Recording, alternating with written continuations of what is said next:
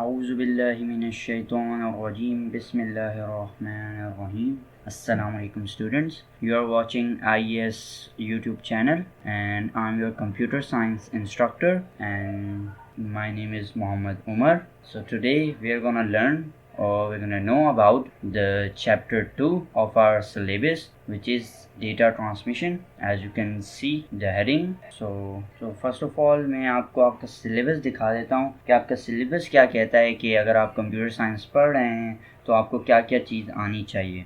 और हम चैप्टर 2 में भी 2.1 करेंगे सिर्फ इस वीडियो में। तो मैं आपको पहले ओवरव्यू करवा देता हूँ आपके सिलेबस का। तो स्टूडेंट्स, ये है आपका सिलेबस और ये आपको कैम्ब्रिज की ऑफिशियल वेबसाइट पे भी मिल जाएगा। तो अब आप देख लें कि यहाँ पे तीन जो चीज़ें हैं और तीन चीज़ों के सब पार्ट्स भी हैं। तो ये सब चीज़ें मैं आज कवर करने वाला हूँ। आप स्क्रीन पॉज करके ये सब देख सकते हैं। तो now let us get back to our slide. So चलिए नेक्स्ट स्लाइड की तरफ चलते हैं। So students, what are our objectives? तो हमारा objective throughout the video रहेगा कि हम ये अंडरस्टैंड करें कि डेटा ट्रांसमिशन है क्या, और हम ये समझें कि एक जो ब्लॉक ऑफ डेटा है वो एक कंप्यूटर से दूसरे कंप्यूटर तक कैसे जाता है, या फिर वो एक कंप्यूटर से किसी और पेरिफेरल्स की तरफ कैसे जाता है। और थर्ड जो हमारा ऑब्जेक्टिव रहेगा, इट विल बी के to know the different methods to transfer data. So there are several methods, several types of data transmission. So हम वो भी पढ़ेंगे और different methods to transfer data, ये सब हम आज की इस वीडियो में पढ़ेंगे। और चौथा and I guess one of the most important objective जो कि है कि understand what problems might occur during data transmission. So when you are transmitting a data, so there are many problems you faces, such as कि data unsynchronized हो जाता है, data में जो है बहुत सी नज़्म ज़ब्त का ख्याल नहीं रहता, जो पहले आना होता है वो बाद में आ जाता है। These kind of problems जो है ना,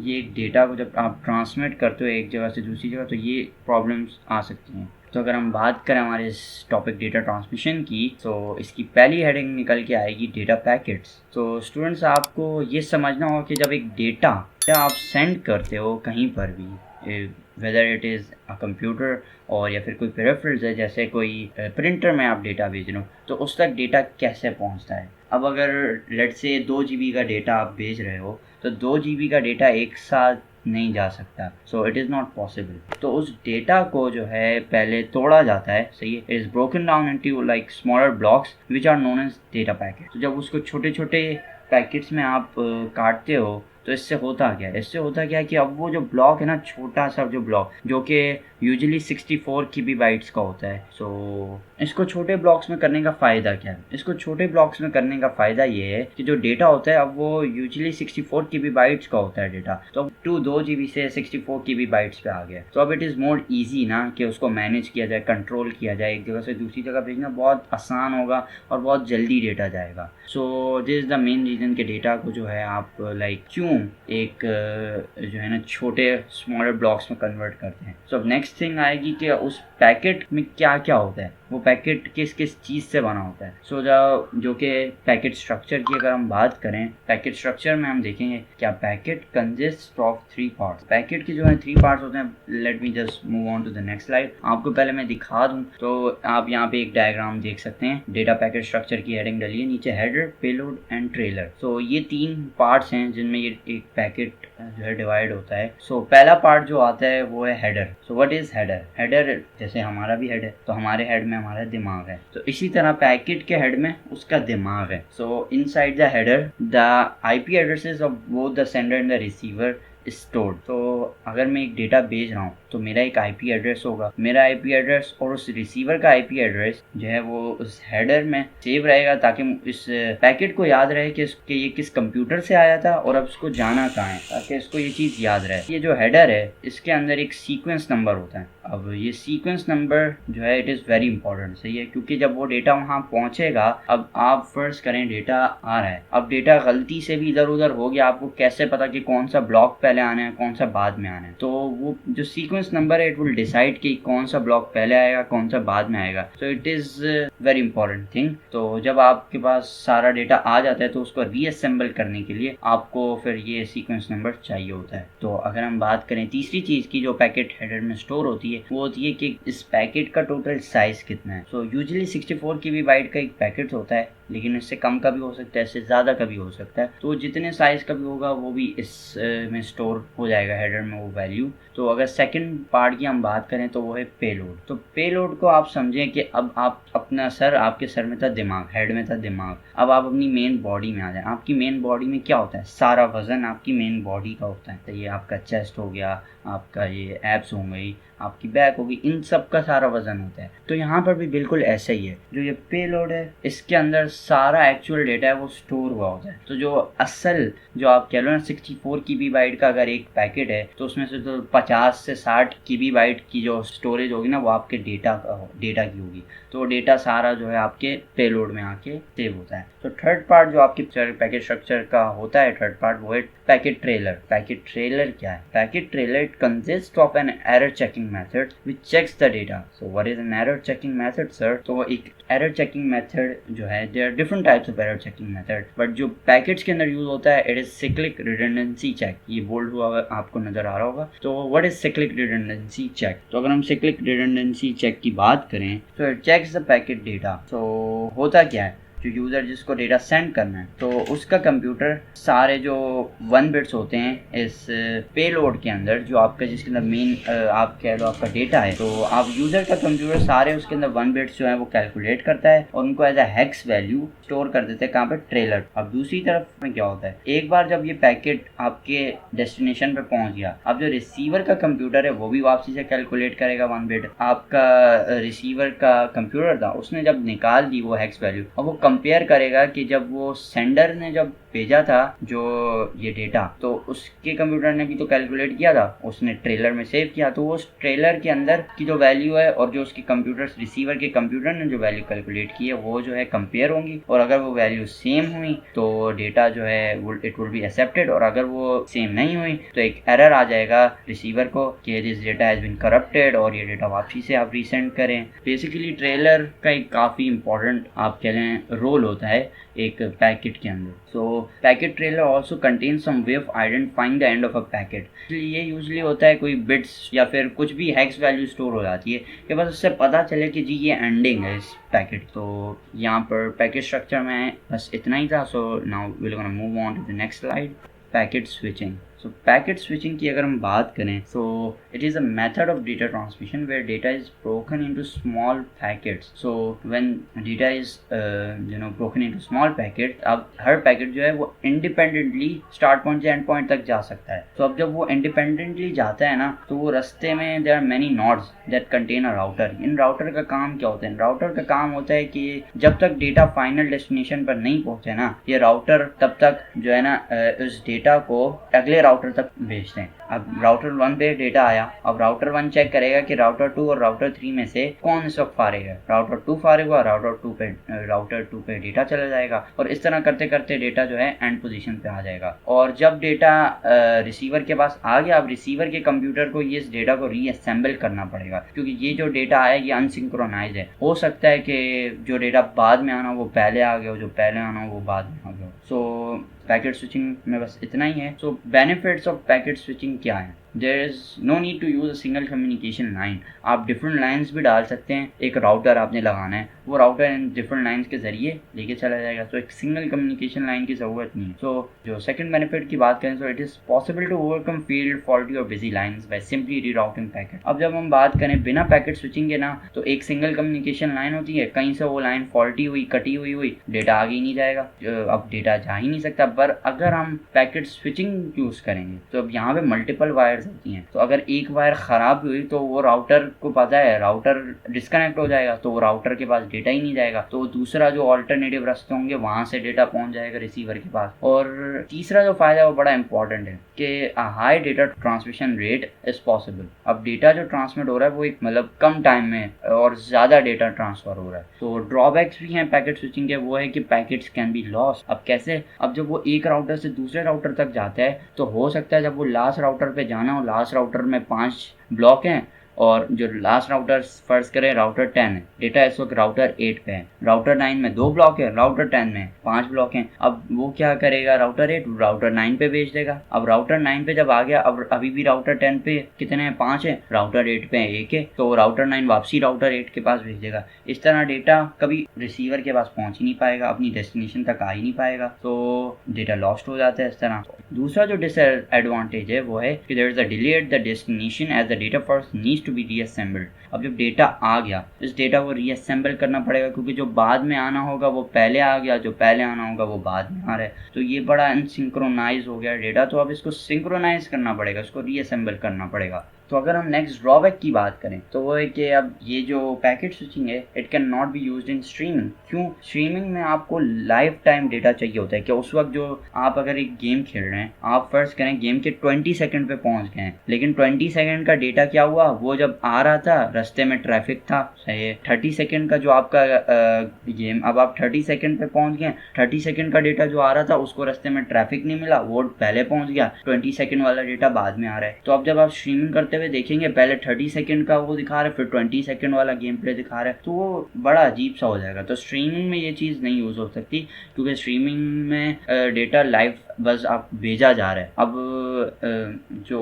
पैकेट स्विचिंग है इसमें पहले डेटा को रीअसेंबल करना पड़ता है, और अगर एक स्ट्रीमिंग में हम पहले डेटा सारा आने देंगे और रीअसेंबल करने देंगे, तो मैंने 2 घंटे की स्ट्रीम की, तो वो जब डेटा पहुंचा 1 घंटा उसको रीअसेंबल होने में लग गया, अब 1 घंटे का डिले आ रहा है स्ट्रीमिंग में, तो ये स्ट्रीमिंग में यूज़ नहीं हो सकता। नेक्स्ट अगर हम हेडिंग की बात करें तो वो है data transmission. Data transmission can be either over a short distance or a long distance. So data transmission जो कि इस टॉपिक का मेन हेडिंग है, तो डेटा जो है it can be transmitted over a short distance from a computer to a printer हो गया, और अगर longer distance की बात करें तो from a computer to another computer or somewhere else in a global network। तो ये एक बड़ा long distance हो गया। अब अगली चीज़ की बात करें, तो जब आप डेटा ट्रांसमिट करते हैं तो आपको 3 फैक्टर्स में वो कंसिडर करने पड़ते हैं। पहला जो है वो है डायरेक्शन या फिर मोड ऑफ डेटा ट्रांसमिशन। अब डायरेक्शन ऑफ डेटा ट्रांसमिशन ये अब आगे मैं अगली स्लाइड में एक्सप्लेन करूंगा। और दूसरी चीज़ जो आती है वो है द मेथड और द टाइप ऑफ ट्रांसमिशन। तीसरा फैक्टर जो है it is very important, it is how will data be synchronize. हम इस वीडियो में तीसरे फैक्टर की बात नहीं करेंगे, पहले 2 फैक्टर को डिस्कस करेंगे। सो अगर हम पहले फैक्टर की तरफ आए वो है डायरेक्शन और mode of data transmission. Now there are 3 ways और direction by which data will be transmitted. तो व्हाट आर द 3 वेज? तो जो फर्स्ट वे है वो है simplex data transmission. So in a simplex data transmission the data could only be sent in one direction only। So in other words आप कह सकते हैं कि सिर्फ जो है आप डेटा सेंड कर सकते हैं, रिसीव नहीं कर सकते। फॉर एग्जांपल आप टीवी देख रहे हैं तो सिर्फ आपके पास डेटा पहुंच रहा है, सही है, आप नहीं भेज सकते कोई डेटा, पीछे वो जो आपको टीवी के सिग्नल्स भेज रहा है आप उसको कोई डेटा नहीं भेज सकते। दूसरी एग्जांपल है कि डेटा जब आप कंप्यूटर से प्रिंटर पे भेजते हैं तो क्या प्रिंटर आपको वापस कुछ भेजता है? प्रिंटर सिर्फ एक आउटपुट निकाल के देता है, लेकिन डेटा वापसी नहीं भेजता। तो ये सिंप्लेक्स डेटा ट्रांसमिशन की एक टाइप है। तो अब नेक्स्ट वे की बात करें तो वो है हाफ डुप्लेक्स डेटा ट्रांसमिशन।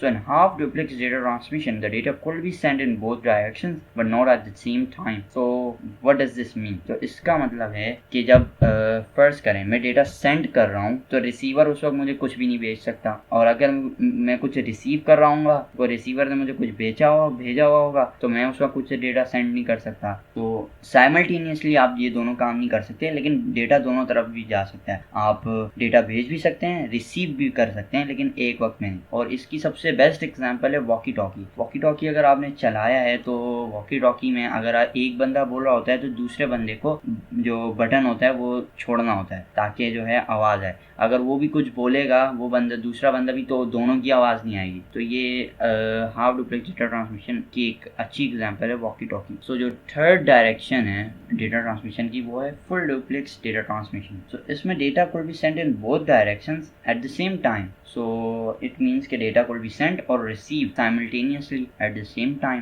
और इसकी सबसे बेस्ट एग्जांपल एक टेलीफोन कॉल, चाहे वो वीडियो कॉल हो चाहे वो ऑडियो कॉल हो। आप अगर कुछ बोल रहे हो तो अगला बंदा आपकी बात काट सकता है और बीच में बोल सकता है। वॉकी टॉकी में ये आपके पास चॉइस नहीं थी, लेकिन टेलीफोन कॉल में है। तो telephone call is an example of full duplex data transmission. So अगर हम नेक्स्ट फैक्टर की बात करें, जब आप डेटा ट्रांसमिशन करते हो तो उसके सेकंड फैक्टर आता है, वो है मेथड और the type of data transmission. So first type of data transmission is serial data transmission. Serial data transmission occurs when data is sent one bit at a time over a single wire or channel. So what is serial data transmission? तो जब आप एक data भेजते हो, अगर आपके पास एक wire है और एक वक्त में सिर्फ एक बिट जा रहा है, आपका जो पैकेट था वो डिवाइड हुआ, अब वो पैकेट बना है, अब वो एक एक पैकेट जा रहा है, one bit at a time जा रहा है उस पैकेट में। अब ये वन बिट का पैकेट हो चुका है, सही है ना। तो बहुत छोटा डेटा है। अब इसके अपने फायदे हैं और अपने नुकसान भी हैं। सिर्फ एक वायर है और एक बिट एक बारी में जा सकती है। अब इसका फायदा क्या है कि डेटा जो है ना, वो जब रिसीवर के पास पहुंचेगा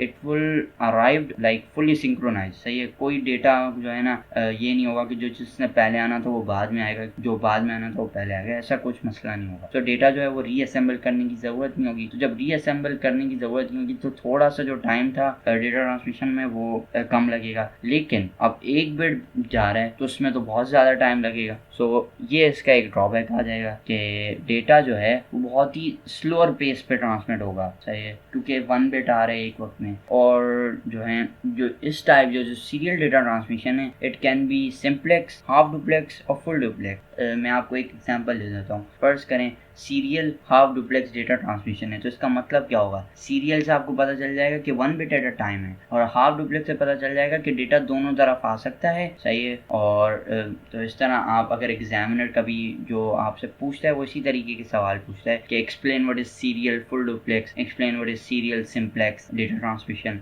तो अगर सीरियल सिंप्लेक्स की बात करें तो data is sent one bit at a time, और डेटा की जो डायरेक्शन है वो सिर्फ एक ही तरफ है, सिर्फ डेटा को भी सेंड नॉट और रिसीव नहीं हो सकता। So this serial data transmission, it is used when data is to be transmitted over a long distance. तो जब शॉर्ट डिस्टेंस पे अगर आपने करना होगा ना तो ये बहुत टाइम लेगा, तो इसका फ़ायदा नहीं है। लॉन्ग डिस्टेंस पे ये फ़ायदेमंद हो सकता है क्योंकि डेटा फुली सिंक्रोनाइज आएगा तो कोई डेटा लॉस का खतरा भी नहीं। नेक्स्ट टाइप की बात करें तो नेक्स्ट टाइप है पैरेलल डेटा ट्रांसमिशन। तो what is parallel data transmission? In parallel data transmission several bits of data could be sent over several wires और channels all at the same time. First करें 8 wires हैं। अब 8 wires में मैं एक वक्त में सेवरल बिट्स भेज सकता हूँ। तो वैसे यूजुअली ये 1 बाइट होता है। अब फर्स्ट करें पहली जो वायर है उसमें मैंने 8 बिट्स भेजे यानी 1 बाइट, दूसरी वायर में 4 बिट्स भेजे एक वक्त में। तो इस तरह बहुत ज़्यादा डेटा एक वक्त में आ सकता है। अब इसका फ़ायदा क्या है? इसका फ़ायदा ये है कि डेटा बहुत तेज़ी से ट्रांसमिट होगा। सो जो पैरेलल डेटा ट्रांसमिशन है it can also be simplex, half duplex और full duplex. So it works well over a short distance. तो शॉर्ट डिस्टेंसेस के लिए ये काफ़ी फ़ायदेमंद है क्योंकि डेटा बहुत तेज़ी से जो है आपको ट्रांसमिट हो जाएगा। और over long distances that data could be unsynchronised. So unsynchronise जो है ये बहुत बड़ा मसला है क्योंकि पैरेलल में अगर हम लॉन्ग डिस्टेंसेस देंगे तो अनसिंक्रोनाइजेशन ओकर होगी क्योंकि एक अपडेट 8 वायर्स हैं। अब हो सकता है पहली वायर से डेटा पहुंच गया और दूसरी वायर का डेटा अभी नहीं गया, तीसरी वायर का पहले पहुंच गया और मुझे दूसरी वायर का डेटा चाहिए पहले। तो इस तरह डेटा उल्टा सीधा आएगा और पहले रिसीवर के कंप्यूटर को इसको रीअसेंबल करना पड़ेगा। वो जो आपके पास डेटा पैकेट्स में हेडर में जो आपका सीक्वेंस नंबर है उसकी मदद से वो पूरा डेटा सिंक्रोनाइज करेगा। तो इसका फायदा क्या है? It is much faster than the serial data transmission और it can be used in the internal circuits in a computer because वहाँ पे आपको हाई डेटा ट्रांसफर रेट चाहिए होता है। So it will be really useful at that time. So अगर हम next heading की बात करें तो universal serial bus. So as the name suggests, USB is a type of serial data transmission. It is the most common type of input output ports found in a computer. तो जब आप अपने computer के या अपने laptop के side पे देखते हैं जहाँ पे आप अपना कीबोर्ड प्लग इन करते हैं या माउस प्लग इन करते हैं तो उसको USB पोर्ट कहते हैं। तो that is the USB port. So USB allows both half duplex and full duplex data transmission. So यहाँ पर जो USB है ये सिंप्लेक्स को अलाउ नहीं करती, ओनली हाफ डुप्लेक्स और फुल डुप्लेक्स जो है डेटा ट्रांसमिशन हो सकता है। So inside a USB there are 4 wires. अब इन 4 वायर्स का बड़ा अहम किरदार है इस USB के अंदर। सो आप ये पिक्चर देखें, एक रेड वायर है, फिर वाइट वायर है, फिर ग्रीन वायर है, फिर black wire. So red and black wires are for power, और वाइट और जो ग्रीन वायर है they are use for data transmission. इनमें से वाइट जो है वो 1 बिट लेके जाती है, ग्रीन जो है वो 0 बिट्स लेके जाती है। सो ये इस तरह काम करता है। तो यूएसबी वर्क कैसे करती है, तो आप चलिए पहले हम ये समझते हैं। So when a USB device is plugged into a computer, the computer automatically detects that a new device is connected through the small change in voltage. तो जब आप एक माउस इंसर्ट करते हैं, so now there is a small change in voltage, जिससे आपके PC को पता चल जाता है या आपके लैपटॉप को पता चल जाता है कि कोई डिवाइस जो है वो प्लग की गई है कंप्यूटर के साथ, तो वो इस डिवाइस का ड्राइवर ढूंढेगा। So the computer looks for the appropriate device driver so that the computer can easily communicate with the device. तो अब आपको पता है कि कंप्यूटर जो है आपका, उसको इन पेरिफेरल्स के साथ कम्युनिकेट करना पड़ता है, और कम्युनिकेशन में डिवाइस ड्राइवर जो हैं इस चीज़ में मदद करते हैं। तो डिवाइस ड्राइवर अगर आपके पीसी में ऑलरेडी होगा तो उस डिवाइस ड्राइवर को सर्च कर लिया जाएगा और उसको उसकी मदद से जो है सारी कम्युनिकेशन हो पाएगी। लेकिन अगर फर्स्ट करें ये डिवाइस न्यू है और ये माउस अभी तक आपने अपने पीसी में प्लग ही नहीं किया, तो फिर क्या होगा? If the drivers are not available then the user is prompted to download the appropriate device drivers. कभी कभी ऐसा होता है कि खुद ही इंटरनेट में आपका कंप्यूटर सर्च करके डिवाइस ड्राइवर डाल देता है, बस आपको एक मैसेज करता है कि क्या मैं ये डाउनलोड कर लूँ, इस तरीका का मैसेज आता है। और वरना मोस्टली जो है वो आपको बोला जाता है कि आप इसका device driver like not recognize, search on the internet for the device drivers, इस तरीके का आपके पास एक सिग्नल्स आ जाते हैं। सो नेक्स्ट थिंग की अगर हम बात करें तो हमारे सिलेबस में जो serial and parallel data transmission है, इनके बेनिफिट्स एंड ड्रॉबैक्स हैं। सो अगर आप स्क्रीन पॉज करके ये पढ़ लें तो it will be really helpful, क्योंकि ये सारी चीज़ें जो यहाँ लिखी गई हैं वो मैं पीछे कवर कर चुका हूँ। इसमें कोई ऐसा पॉइंट नहीं है कि मुझे जो समझाने की ज़रूरत हो। So now if you talk about the next slide, this is about benefits and drawbacks of using USB system. So USB system पीछे हम पूरा डिटेल्ड जो है एक्सप्लेनेशन उसके हवाले से देख चुके हैं। So here you can see the benefits and drawbacks. So I will suggest you to pause the video and go through these benefits and drawbacks as these could as well come in your exams, और आप इनको ज़हन नशीन कर लें एक बार। और इसमें कोई ऐसी चीज़ एज सच नहीं है जो मुझे लाइक फर्दर एलैबोरेट करनी चाहिए, because everything inside is I had explained earlier. तो अगर अब हम बात करें कि क्वेश्चंस किस टाइप के आएंगे आपके पेपर में, तो आपके पेपर में जो P1 है, P1 में बेसिकली 2 टाइप के सवाल आ सकते हैं, या तो डायरेक्ट क्वेश्चन होगा या थोड़ा सा सिनेरियो बेस्ड टाइप क्वेश्चन होगा। If it is the direct question, then the examiner gonna ask you directly to tell what is simplex or what is serial half duplex or what is parallel full duplex। तो इस तरह वो आपसे सवाल करेगा and you're gonna answer that question। सो इस तरीके के क्वेश्चन होंगे, और there could be like true false और मैचिंग के जो क्वेश्चन होते हैं नॉर्मल, ये 5 to 6 नंबर के क्वेश्चन होते हैं। सो वेटेज ज़्यादा है। अगर इस टॉपिक का अगर कोई ट्रू फॉल्स का सवाल आ गया तो it's gonna be of 5 number और 6 नंबर। तो ये topic I think it is not very difficult, ये बहुत एक ईजी टॉपिक है, इसमें कोई कॉम्प्लिकेशन या कोई कॉम्प्लिकेटेड थिंग बिल्कुल भी नहीं है। सो आई होप आपको मेरी सारी बात जो मैंने कही वो समझ आई हो। सो if you liked the video, so please don't forget to subscribe our channel and please do comment down कि next जो हमारी वीडियो किस टॉपिक के ऊपर हो, और मैं आपसे मिलूंगा अगली वीडियो में इसी चैनल पे फिर एक नए टॉपिक के साथ। तब तक के लिए खुदा हाफिज।